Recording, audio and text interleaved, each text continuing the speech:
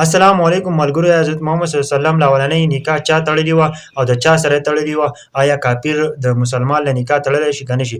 غیر مسلم یو مسلمان له نکاح تړلی شي او که نه شي؟ کوم شرطونه پکې پکار دي؟ ملګرو ویډیو راسره مکمل وګورئ، د دې خبرو نه ځان خبر کړئ ځکه چې دا زموږ د اسلام خبره ده چې اسلام باندې ځان پوه کړئ او ویډیو د نورو ملګرو سره هم شیر کړئ چې د دې ځان خبر کړئ ځکه چې حضرت محمد صلی الله علیه وسلم له اولنۍ نکاح چا سره شوې وه.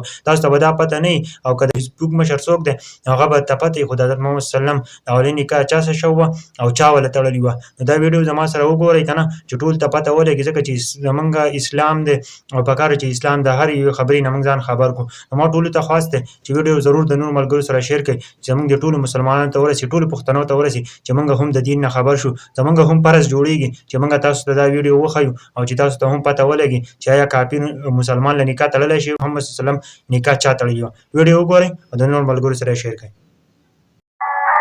نبی کریم صلی الله علیه وسلم لومړی نکاح د حضرت خدیجې سره چا تړلې وه؟ که چېرته ابو طالب صاحب تړلې وه نو کافر نکاح تړلی شي که نه؟ او کافر بلکل نکاح تړلی شي. ښه دا څوک چې نکاح تړي دا صرف سفیر او کافر او که مسلمان وي، خو ښه خبره دا ده چې یو نیک انسان وي. ابو طالب صاحب تړلې وه د نبي کریم صلی الله علیه وسلم نکاح او دونه بهترینه خطبه یې ویلې وه، په الله مې دې قسم وي که د دې زمانې ټول ملیان راجمع شي هغه شان خطبه نه شي ویلی کومه چې ابو طالب صاحب ویلې وه.